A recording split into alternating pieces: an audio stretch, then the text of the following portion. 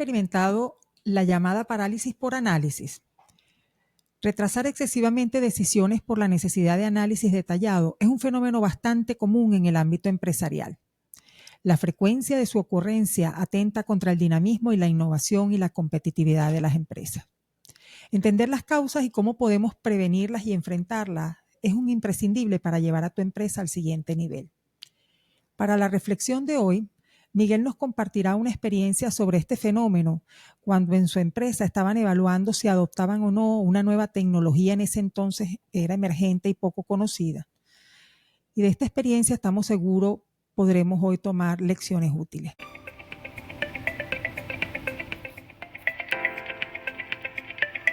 En mi rol de líder de una organización, hace algunos años se me presentó una situación en la que un cambio tecnológico podía convertirse en la palanca para lograr un objetivo importante que nos habíamos trazado, como era el de la internacionalización de la organización, lo cual pensábamos materializarlo precisamente ubicando oficinas, digamos como filiales nuestras, en otros países. ¿Qué pasaba? Que bajo el esquema tecnológico que teníamos planteado en ese momento, similarmente pues, a lo que todo el mundo usaba, éramos dueños y administradores de los equipos sobre los cuales corría nuestra plataforma. ¿A qué implicaba eso? Pues bueno, que para servir nuestro mercado debíamos, en este caso, como estábamos hablando de servir mercados internacionales ubicados, de alguna manera teníamos que replicar la inversión que habíamos hecho para prestar el servicio donde ya lo hacíamos. Y por supuesto, había unos costos y gastos de personal, tanto técnico y de mantenimiento, en cada uno de los países en los que queríamos ubicarnos. Esa opción representaba costos muy altos, pero, repito, es importante tenerlo claro, era como que el estándar del mercado, lo que normalmente se hacía. Surgía, en aquel momento, había una opción muy incipiente que no todo el mundo estaba tomando, pero de la cual se comenzaba a hablar cada vez más, que era migrar a la nube. Área en la cual para ese momento ya Amazon había comenzado a ganar. ¿En qué consistió la decisión, Miguel? Opción tecnológica a la mano presentaba ventajas evidentes. La más clara, disminución de costos sin duda. Pero había una que no era menor e importante y muy interesante, que es foco en el negocio. No teníamos que estarnos ocupando de cosas que no eran básicamente nuestra actividad core, nuestra actividad principal, como es mantener equipos que simplemente los necesitamos era para alojar nuestra plataforma. Sin embargo, una de las cosas que había que tomar en cuenta es que había mucha incertidumbre sobre cómo realmente funcionaría, qué restricciones podía tener esta nueva tecnología, la confiabilidad y por supuesto la eficiencia. Un tema no menor con respecto a esta nueva tecnología era inclusive la del proveedor. Amazon era un jugador conocido, pero no precisamente como un proveedor de este tipo de servicios. Como suele suceder, no teníamos toda la información que se requiere o que uno quisiera tener para tomar una decisión. Para complicar las cosas, que siempre hay muchas posibilidades de que haya elementos adicionales que compliquen la toma de decisiones, y una con la que no contábamos es que el personal de tecnología de nuestra organización se apegaba a lo que ya conocía y usaba, y por lo tanto no estaba muy dispuesto a estar introduciendo un cambio como el que se planteaba. Sin embargo, por otro lado, la propuesta de nueva tecnología también parecía muy conveniente en términos de flexibilidad y costo, lo cual al final también podía beneficiar al personal técnico. Entonces, aquí se nos presentan varias rutas a tomar. Una es iniciar un proceso de análisis y recolección de información hasta que consideremos, tú sabes, que tenemos toda la información pertinente. Una segunda opción es, bueno, vamos a esperar a que alguien más lo haga y entonces recogemos su experiencia y a partir de eso eventualmente tomamos una decisión en un sentido u otro. O, bueno, otra cosa es hacer las cosas tal como se venían haciendo y buscar formas entonces de manejar los costos y las restricciones que que eran naturales en el modelo que todo el mundo utilizaba. Eso, sin embargo, había un problema importante, y era que complicaba la factibilidad de internacionalizarnos, y por supuesto nos daba muchísima menos flexibilidad en lo que se refería a nuestras posibilidades de prestar un buen servicio, un servicio de calidad eficiente, y que además le presentara nuevas opciones a nuestros clientes. Como líder te preguntas, ¿qué pasa si tomo esta decisión? ¿Va a funcionar o no? ¿Qué pasa en el caso de que no funcione? ¿Qué va a ocurrir con la empresa si esta es una mala decisión? Y adicionalmente, ¿cómo quedo yo en mi rol de líder?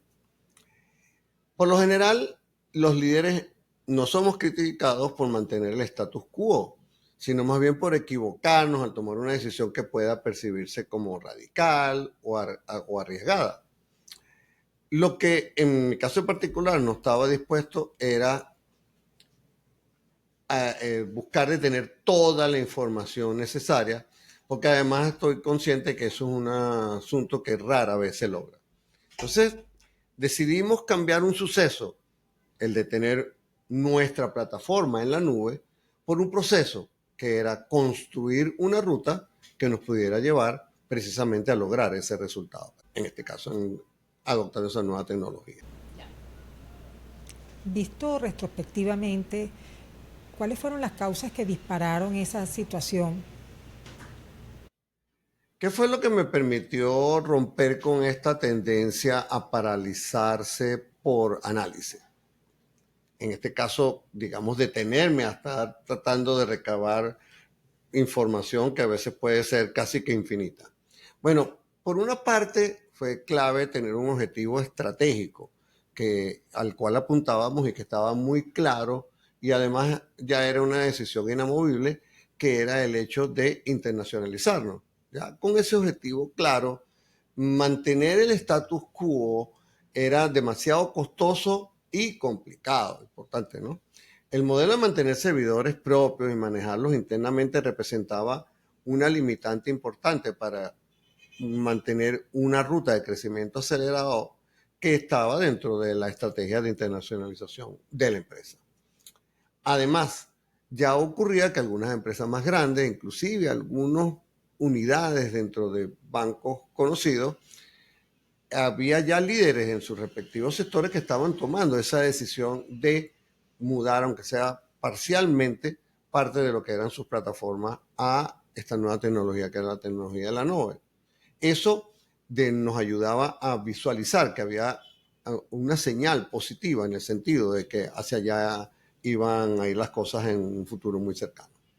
Pero lo más importante fue que logramos trazar una ruta en la que el cambio asociado a tomar esa decisión se iba logrando por fases, de manera gradual, aprendiendo en el camino, adaptándonos a las nuevas circunstancias que se fueran presentando, y no como una decisión radical de un día para otro. Esta transición nos permitió, como ya lo mencioné, ir midiendo y aprendiendo sobre costos, limitaciones, ventajas y riesgos del cambio.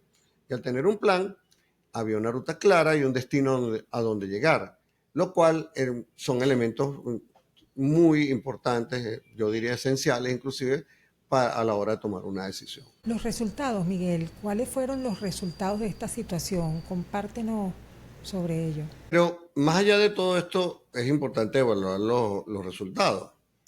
¿Qué pasó con las ventajas que obtuvimos?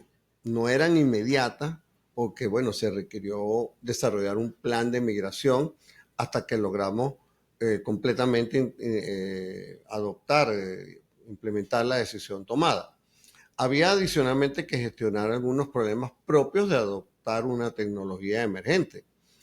En ese momento había que convencer también a algunos clientes de que el cambio era seguro y conveniente, más allá de inclusive de lo que he mencionado, de el convencer al personal interno de la propia organización, y que al final era el que iba a estar al frente de la implementación.